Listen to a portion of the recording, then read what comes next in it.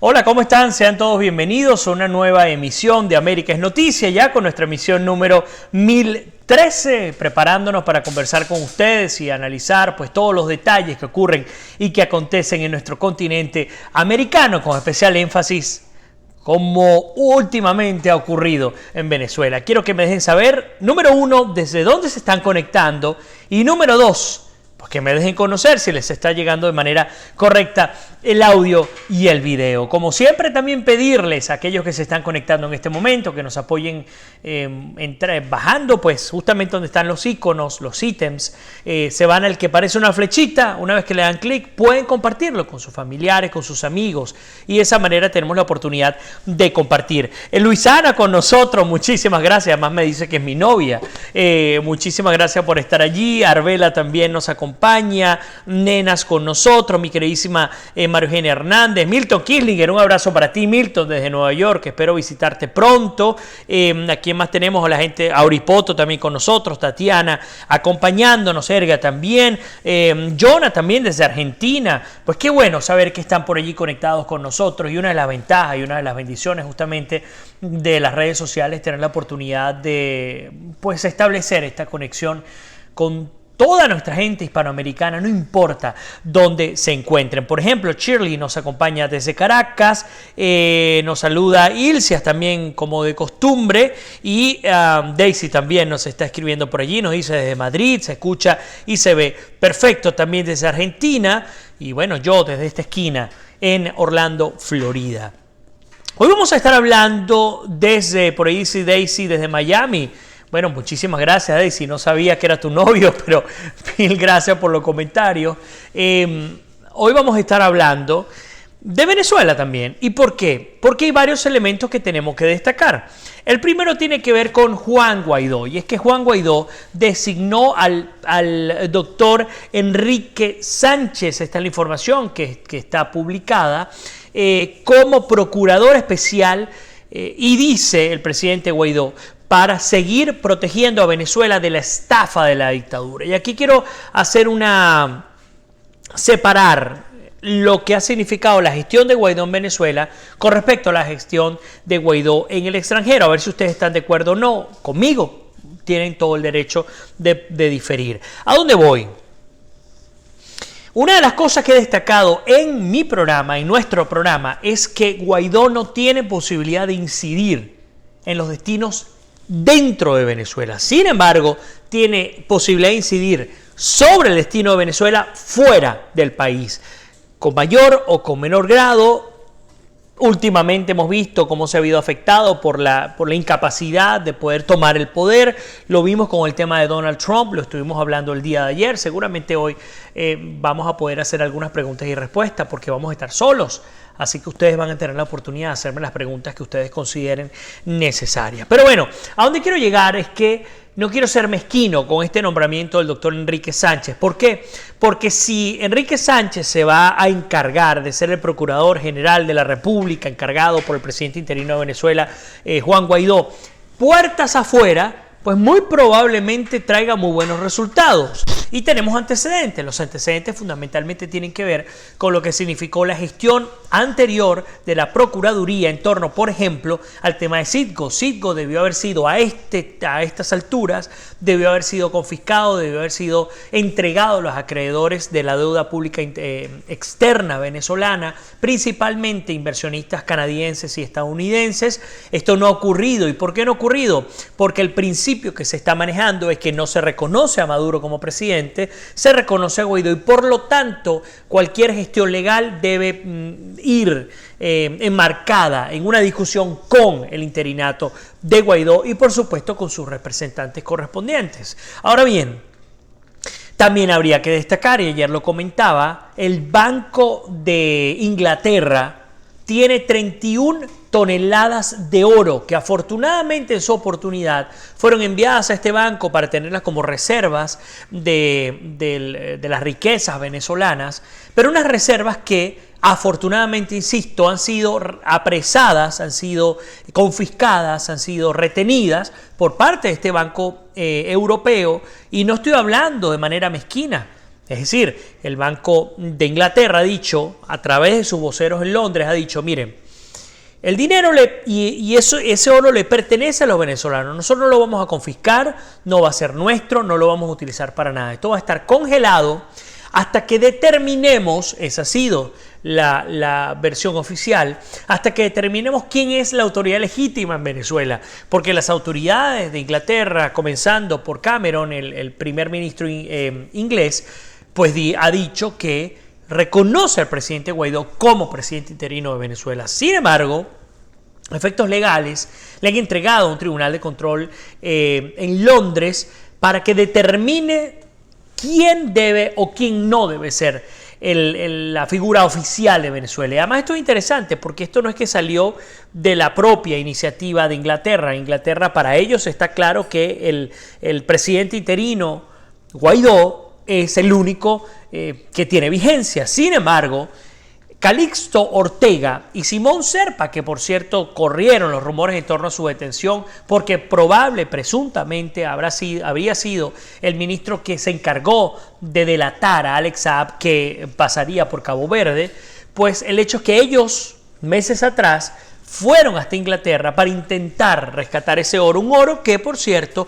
Delcy Rodríguez ha intentado manipular. Lo que representa esa suma son más de $1.000 millones represados por el banco inglés o de Inglaterra, y ha sido represado, pero Delcy Rodríguez ha hecho todo el esfuerzo para hacer ver como que ese dinero no ha sido entregado a lo que ella llama el gobierno de Venezuela para atender el problema del coronavirus, que por cierto ya arriba a sus 4.000 casos en Venezuela, según la fuente de la dictadura en Venezuela. Sabemos que eso no tiene ningún tipo de validez metodológica, y de los 4.000 casos se habla de 35 personas fallecidas. Estamos hablando aún de menos del 1%, algo que no corresponde con las cifras globales de esta pandemia. Por lo tanto, obviamente, desde el punto de vista metodológico, si tú tienes más de 180 países que están bajo el tema de la pandemia, y de los 180 países solo uno te está dando cifras de este tipo,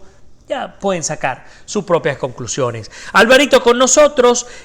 Flores dicen que no se lo den a Guaidó. Estamos hablando del tema del dinero, de estos $1.000 millones que estarían represados. Nuestra querida Maciel nos saluda y dice: excelente tu participación esta mañana con Sergio Novelli. Muchísimas gracias, honrado como siempre de tenerte acá en tu casa. Todos los que están por allí, que poco me han escrito de dónde se están conectando, así que les pido que me dejen saber de dónde están. Flores dice: Guaidó tampoco hará un buen manejo, hay que salir de Maduro y de Guaidó. Bueno, a ver, Pati, hay elementos que habría que destacar.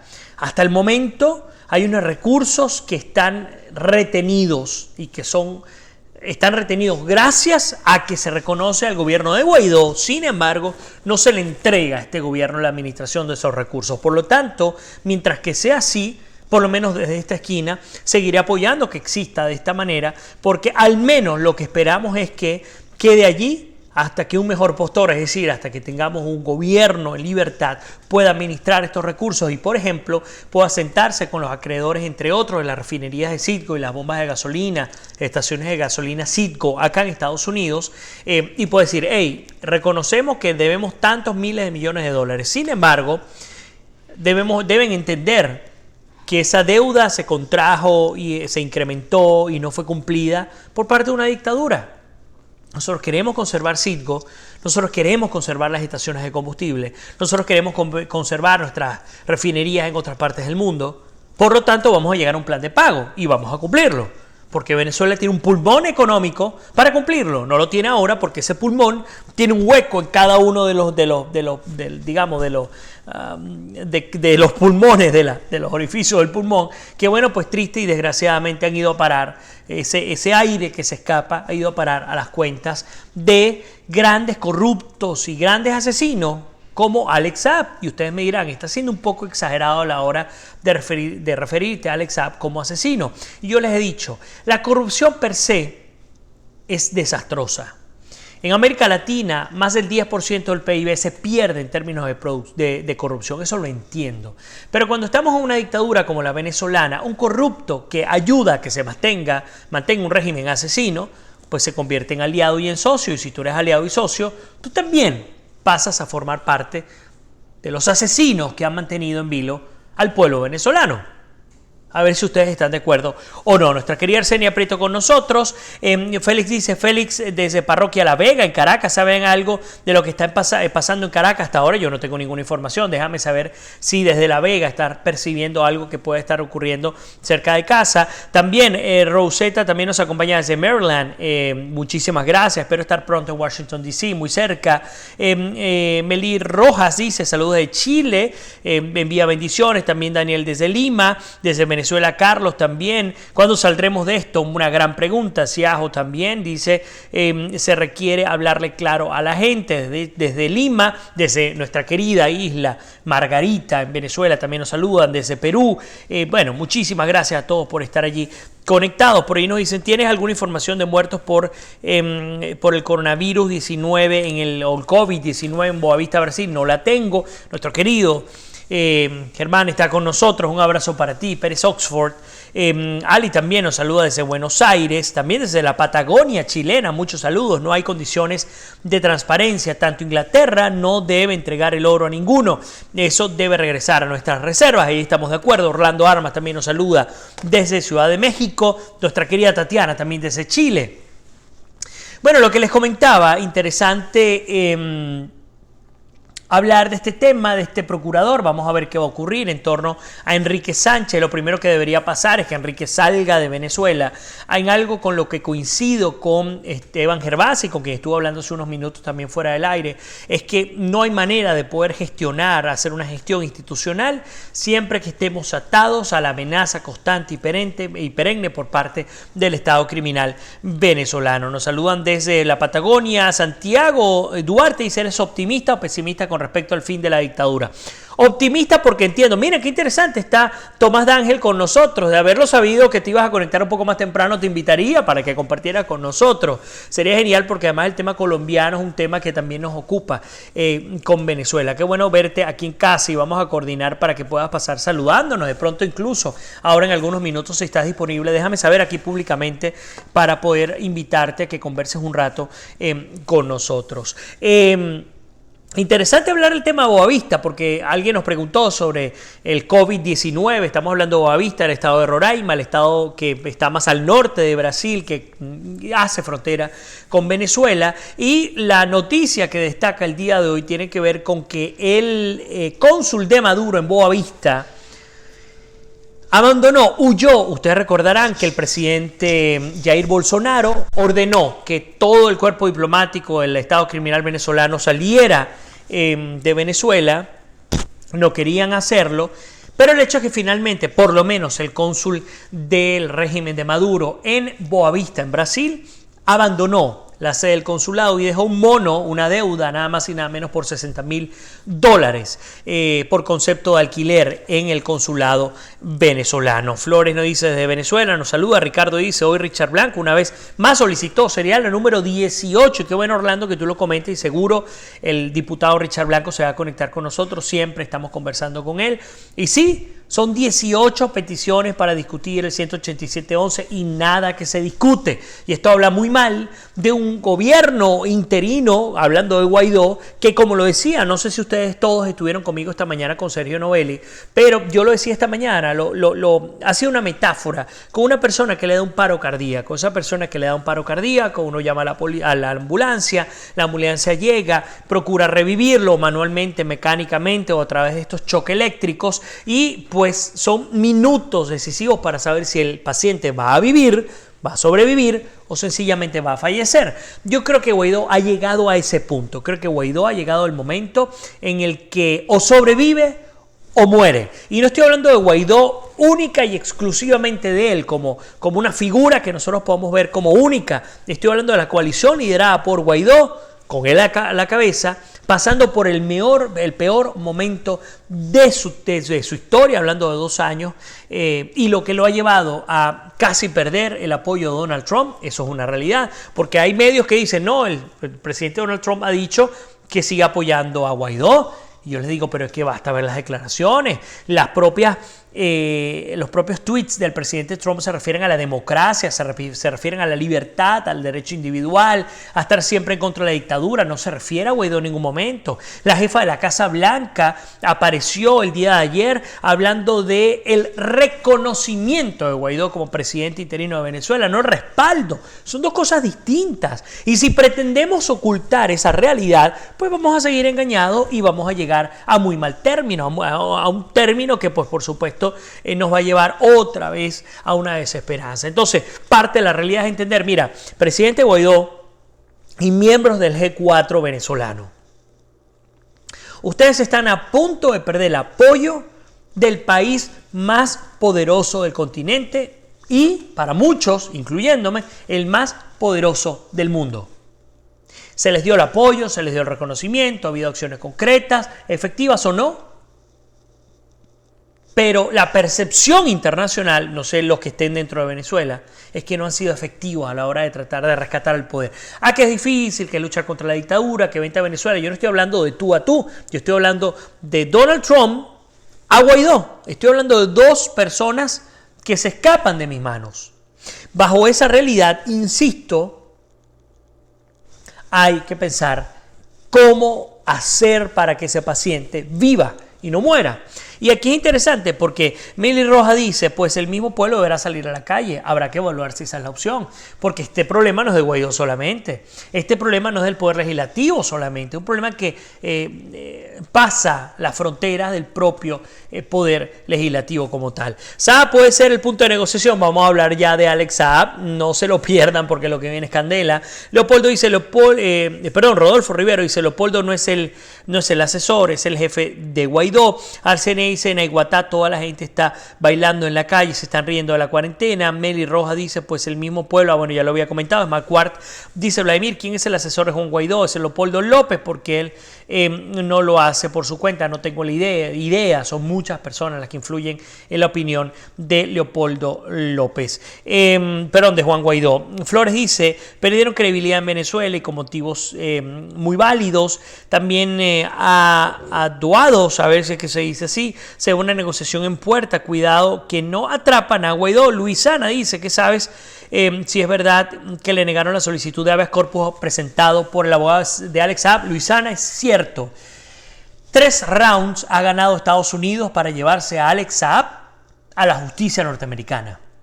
El día de hoy le fue negado el habeas corpus, y vamos a estar hablando de ese tema en unos minutos, al principal testaferro de Nicolás Maduro, Alex Saab. Jonathan nos saluda, dice excelente análisis, felicitaciones, igual para ti. Flores dice el pueblo, si sales todo junto al mismo tiempo, no un grupito que sofocan rápidamente. Ahora, justamente lo que les comentaba, Alex Saab, que ya sé que ustedes conocen, saben quién es Alex Saab, mucho decirlo, un empresario colombiano con nacionalidad venezolana, con nacionalidad libanesa, por origen libanés, con residencia en Teherán, en Irán. Ha sido quien fundamentalmente ha trabajado como testaferro de Maduro junto a sus 3 hijastros, los 3 hijos biológicos de Cilia Flores, una de las peores delincuentes que existe en Venezuela. Bueno, el cuento está en nuestra querida Tatiana, que le mando un abrazo enorme. Dice, la verdad es que nuevamente se demuestra que somos un pueblo quien debe salir a la calle, a la unidad, podemos sacar a ese gobierno, y gracias por estar allí con nosotros. Les decía, Alex Saab, para que tengamos una idea, hay muchas personas, ojalá que tuviesen muchos chavistas conectados conmigo en este momento, para explicarles cómo Alex Saab les ha destruido a ustedes, digo ustedes a los chavistas, el futuro de su país y el sueño que ustedes han tenido, que ha sido una gran estafa. ¿Por qué? Vamos a asumir que el problema con Estados Unidos es un problema político. Bueno, pues resulta que Alex Saab lavó dinero por cientos de millones de dólares en 9 países. El total de esos 9 países son al menos 20.000 millones de dólares en 10 años. En Estados Unidos se utilizó el sistema bancario de Estados Unidos, que no es cualquier cosa, para lavar 350 millones de dólares. Y por ese blanqueamiento de capitales, utilizando el sistema bancario de Estados Unidos, se levantó esta alarma se inició el proceso de investigación, se elevó la solicitud de captura internacional a través del Interpol.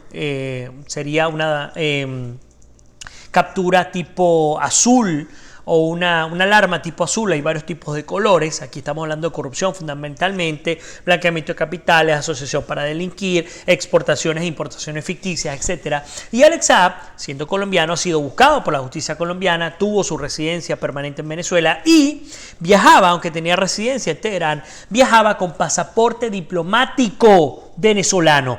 El habeas corpus lo que indicaba era que pedían una medida al Tribunal Supremo de Cabo Verde. Escuchen bien lo que les voy a decir.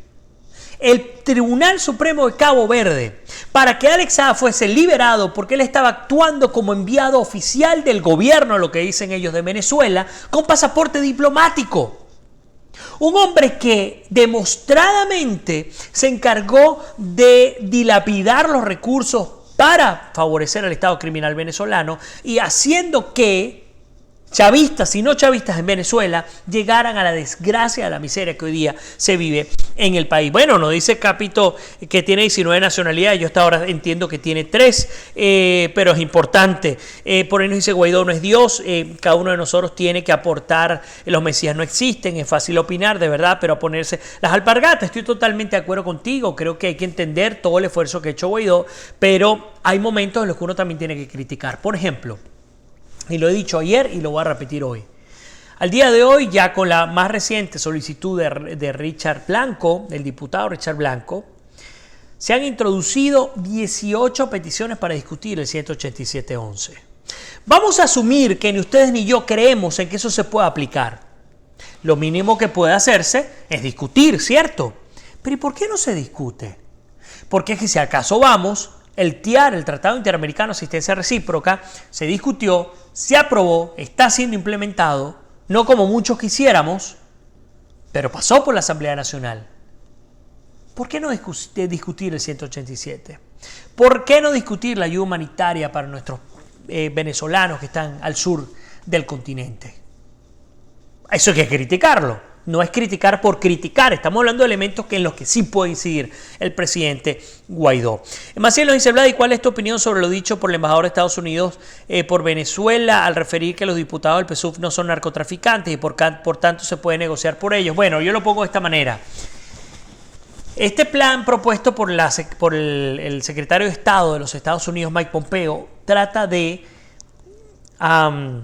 suavizar la política de Estados Unidos en torno a la posición de aquellos funcionarios de mediano rango en Venezuela que puedan pertenecer aún al Estado criminal. ¿Qué es lo que se está procurando? Decirles, hey, vengan acá que yo los voy a ayudar. No van a tener sanciones, van a tener unos beneficios, pero tienen que sumarse para que caiga la cabeza que dirige los destinos del Estado criminal. Esa ha sido la gestión y esa es la opinión que tengo yo sobre Maciel. Puede ser afortunada, puede ser acertada o no, eso ya lo veremos con el tiempo. Voy un poco más adelante, déjame ver que no quiero dejar a nadie por fuera. Vladimir, ¿por qué Guaidó no anula los pasaportes diplomáticos? Creo que se ganaría mucho con esto, sí, pero el asunto es que Cabo Verde no reconoce a Guaidó como presidente de Venezuela, Irán no lo va a hacer, Turquía no lo va a hacer, Rusia no lo va a hacer, China no lo va a hacer, entonces aún tienen maneras de poder ir saltando el charco. Flores dice, ¿por qué Guaidó aparece en una rueda de prensa apoyando a Ramos Alup? Este señor tan cuestionado, bueno, es una gran pregunta. Ellos tratan de mantener el tema de la unidad. Yo soy un crítico de este asunto, creo que hay que tener mucho más cuidado. Aún así, lo decía también sobre el tema de Guaidó, apoyarlo por apoyar no tiene sentido, hay que darle unas condiciones para poderlo apoyar. Marlo dice, mira, muchos de los que estamos afuera es porque nos cansamos de luchar y manifestar, que solo gracias a Dios estamos vivos. Esto me da derecho a criticar. Creo, yo también coincido contigo, Marlo, yo tengo bastante experiencia sobre ese tema y basta con que busquen qué hacía yo en Venezuela y todas las consecuencias que tuve. Brigitte dice, ¿escuchaste la entrevista de Sergio hoy con el analista político? No lo pude, entré luego y de hecho Sergio me decía que qué bueno no la escuché para poder dar mi propia opinión. Después de ella iba una entrevista con Maripili. ¿Qué apreciación tiene en cuanto a su posición? No la pude leer, la verdad es que no lo pude ni siquiera escuchar. Vamos con el tema de Almagro, ustedes saben que lo tengo aquí en pauta, no se lo pierdan. Bueno, con respecto a Estados Unidos, Han ganado 3 rondas en términos del enjuiciamiento de Saab. La primera, por supuesto, fue la captura por parte de Cabo Verde. ¿Y por qué? Yo les voy a explicar por qué. Cabo Verde no tiene convenio de extradición con Estados Unidos. Cabo Verde no tiene ninguna investigación en contra de Alex Saab. Es decir, pudieron dejarlo salir y pasar liso. Cabo Verde le hizo caso a la orden de captura internacional interpuesta por ante la Interpol, esta orden azul. Así que esa fue la primera gran victoria, o el primer gran round que ganó Estados Unidos. El segundo tuvo que ver con la legalidad de su captura o no. Los abogados de este corrupto e, insisto, asesino, socio de Nicolás Maduro, demostraron que Alex Saab fue capturado a derecho. Era un gran temor que había, porque bastaba con decir que no había sido capturado sujeto al derecho de Cabo Verde para ser liberado. Finalmente quedó tras las rejas. Y el tercer elemento, como se los comentaba, ha sido este habeas corpus que fue interpuesto por parte de la defensa de Alex Saab por ante el Tribunal Supremo de Justicia de Cabo Verde, quien rechazó este habeas corpus, una solicitud basada en supuesta encarcelación ilegal, y además, según la defensa, el acusado estaba cubierto por la inmunidad, escúchenme lo que les estoy diciendo, cubierto por la inmunidad de jurisdicción penal y tenía derecho a la inviolabilidad personal como enviado especial de Venezuela. Por eso es que se están moviendo con tanta fuerza los grupos, sobre todo el ruso, los iraníes, los cubanos y los venezolanos, para hacer todo lo posible para liberar a Saab. Lo he venido diciendo, lo comenté esta mañana con Sergio Novelli, lo voy a comentar, por cierto, ahora a las 8:30 voy a estar al aire, en vivo, a través de Mega TV, con el programa de Oscar Aza, reconocido periodista dominicano. Para los que están en Miami pueden verlo. Y voy a hablar de este tema también, así que lo que les estoy diciendo a ustedes ya lo voy a comentar próximamente con Oscar Aza. Para mí, la detención de Alex Saab ha sido más dramática, y la posible extradición ha sido mucho más dramática que cualquier sanción que pese en contra del Estado criminal venezolano. Porque lo que hay detrás de Alex Saab es oro puro para destruir desde adentro todos los cuerpos que financian al Estado criminal venezolano. Y créanme, Alex Saab pisa a Estados Unidos, escríbanlo. Él no se va a inmolar, él tiene 2 opciones. Puede declararse inocente, ir a un juicio y pagar la peor de las condenas, porque aquí no hay nada más que decir en contra de este señor. Es culpable. Y el segundo elemento es decir, ¿saben qué? Yo soy culpable. Me declaro culpable, vamos a llegar a un acuerdo. Y ese acuerdo implica hablar, no solamente declararse culpable. ¿Qué vas a decir? ¿Y cómo vas a colaborar? Si no lo haces, y aún así vas a seguir recibiendo la peor de las condenas. Daniel dice, no tengo dudas, pero tampoco tengo pruebas. Huele a negociación. A ver, vamos justamente a ese tema, porque va a ser el último que vamos a tocar el día de hoy. Un programa un poco más corto, porque luego tengo que ir con Oscar Aza. Y tiene que ver con algo que fue un baño de agua fría.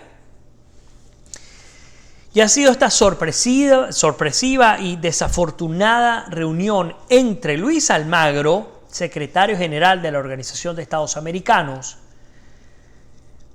el pseudodiputado Luis Parra, que funge como presidente de una Asamblea Nacional puesta por Maduro, y un hombre que hay que tenerle mucho cuidado, y se trata de Leocenis García. Yo he estado investigando los movimientos de Leocenis acá en Estados Unidos, conjuntamente con algunos periodistas en Venezuela.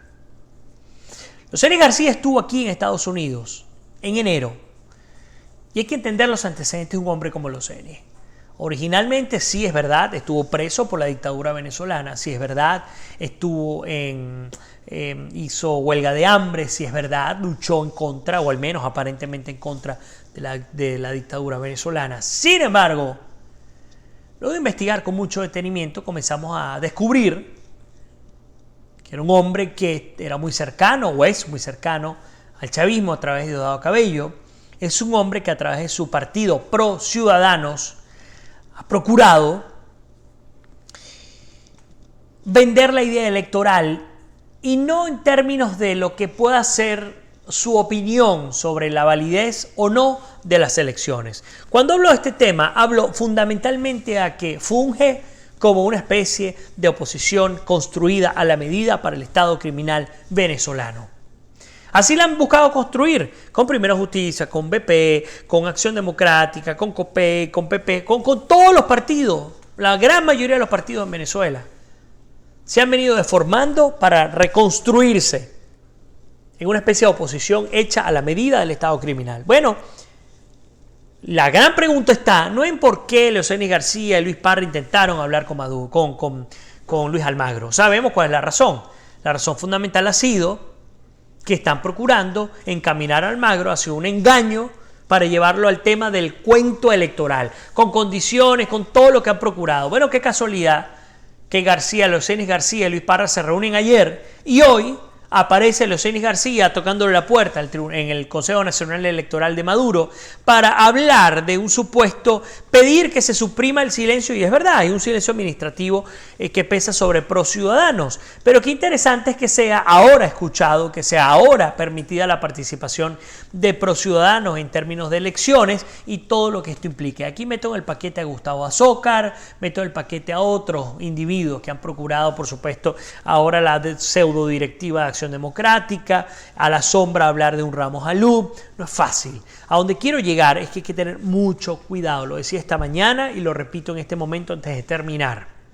En Venezuela, el Estado criminal se mantiene fuerte, número uno, porque han sabido hacer las cosas para mantenerse en el poder. Han sido crueles, han sido implacables en contra de sus enemigos. Y número dos, porque buena parte de la oposición está jugando doble play y juega doble play porque hay una anarquía en la estructura constitucional. Si el presidente Guaidó se hubiese encargado de, junto a la coalición, de crear de fortalecer la institución como tal, hoy en día no habría discusión. Guaidó podría salir y vendría el otro que esté en una institución fortalecida. ¿Existe en términos reales la Asamblea Nacional Venezolana? No. ¿Existe realmente posibilidad de poder incidir legislativamente en el país? La respuesta es no.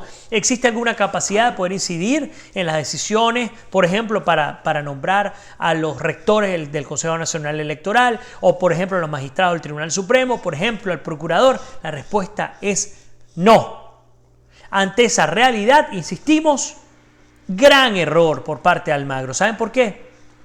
Porque aquí no se trata de decir, miren, yo escucho a todos y saco un criterio puntual. Es qué validez le estoy dando a individuos como Luis Parra y como Leocenis García, conociendo los antecedentes que los han llevado hasta donde han llegado.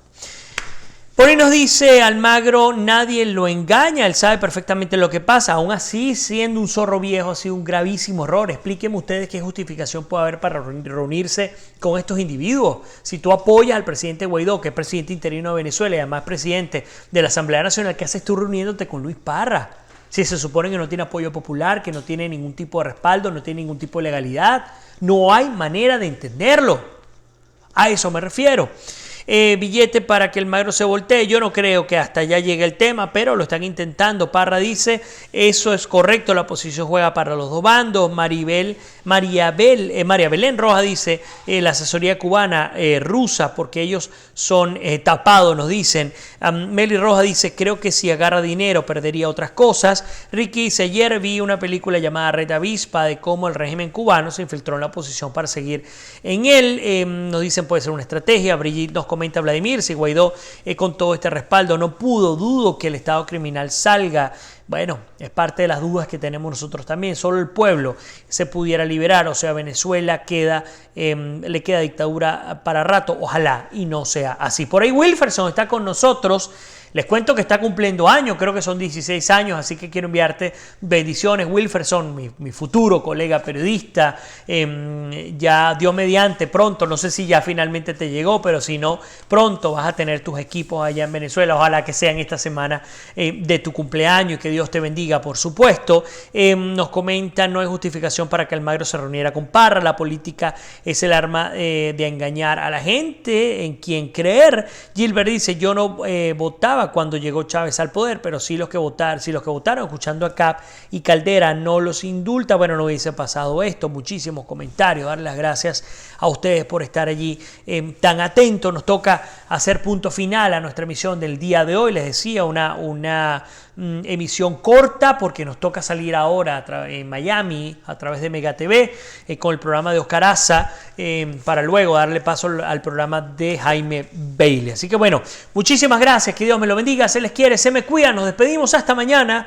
Atentos porque mañana vamos a tener a María de Los Ángeles Ramírez, reconocida periodista del sur de Venezuela. Nos va a estar hablando justamente de la deforestación del Amazonas y todo el drama que se vive al sur de Venezuela, la participación del ELN, de Hezbollah, entre otros grupos terroristas al sur de Venezuela. Así que un abrazo para todos, se me cuidan y nos despedimos. Será hasta mañana. Feliz tarde para todos.